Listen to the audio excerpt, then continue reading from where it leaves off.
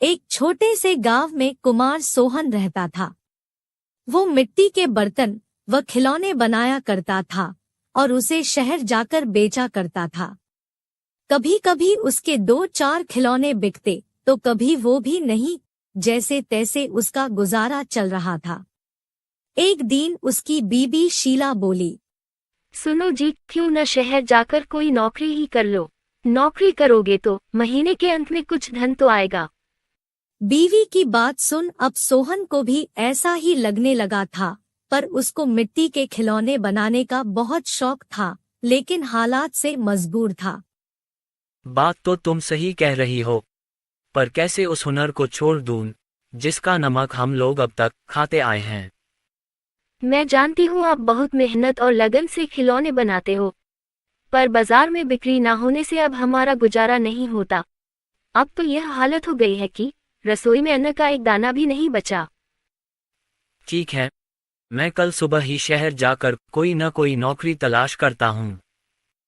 अगले दिन वो शहर के लिए रवाना हो गया और एक व्यापारी के पास वह नौकरी करने लगा।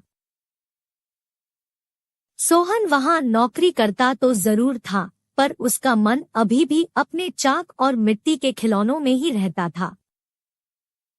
समय बीतता गया। एक दिन शहर में जहां वह काम करता था, उस मालिक के घर पर उसके बेटे निखिल का जन्मदिन था। सब महंगे महंगे तोहफे लेकर आए। सोहन ने सोचा, क्यों ना मैं मिट्टी का खिलौना बनाऊं और बच्चे के लिए लेकर जाऊं, वैसे भी हम गरीबों का तोहफा कौन देखता है। यह सोचकर वह मिट्टी का खिलौना बनाया और बनाकर जन्मदिन पर ले गया। जब दावत खत्म हुई तो निखिल की नजर उस मिट्टी के खिलौने पर पड़ी। उसे वो हाथ में उठा लिया और खुश होकर और भी बच्चों को दिखाने लगा। खिलौना सभी बच्चों को बहुत पसंद आया और जिद करने लगे कि उनको भी वैसा ही खिलौना चाहिए। यह सब देख सभी मेहमान एक दूसरे की तरफ देखने लगे और एक ही बात पूछने लगे, अरे वाह, इतना शानदार तोहफा कौन लाया है? इतना महंगा तोहफा ये किसने लाया होगा? ये खिलौना तो शायद आपका नौकर सोहन लाया है। इतना सुनते ही सब हैरान हो गए। सभी एक दूसरे का चेहरा देखने लगे। तभी मालिक बोला, सोहन तो बहुत गरीब है, इतना महंगा खिलौना कहाँ से ला सकता है? हाँ, मैंने देखा है, ये खिलौना सोहन ही लाया है। ठीक है, सोहन को बुलाओ, उससे पूछो कि ये खिलौना वह कहाँ से खरीदा है। वहाँ सोहन आता है और सब उसी के तरफ देखते हैं। वह माहौल देखकर हैरान हो जाता है। मुझसे क्या गलती हुई, सब मुझे ही घूर रहे हैं। शायद मेरा खिलौना निखिल को पसंद नहीं आया होगा और बच्चों के सामने वो अपमानित होगा। कोई बात नहीं, मैं माफी मांग लूंगा। मालिक, क्या आपने मुझे बुलाया? हाँ सोहन, क्या यह खिलौना तुमने दिया है? हाँ मालिक। तुम यह खिलौना कहाँ से लेकर आए हो और इतना महंगा तोहफा तुम लाए कैसे?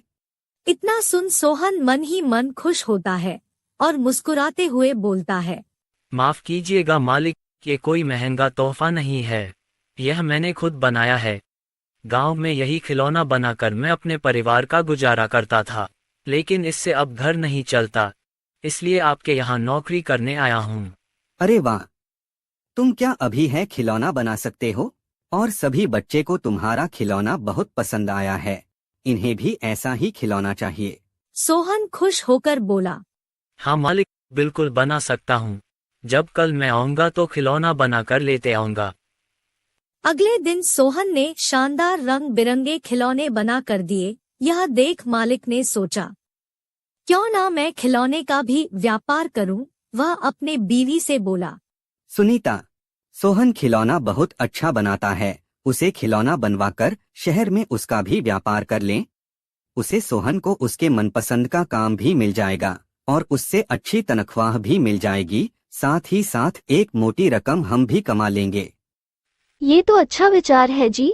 यह सोच मालिक ने सोहन को खिलौना बनाने के काम पर लगा दिया और बदले में हर महीने अच्छी खासी तनख्वाह देने लगा और रहने को घर भी दिया। यह सब पाकर सोहन और उसका परिवार बहुत खुश हो गया और सोहन को उसके मनपसंद का काम भी मिल गया।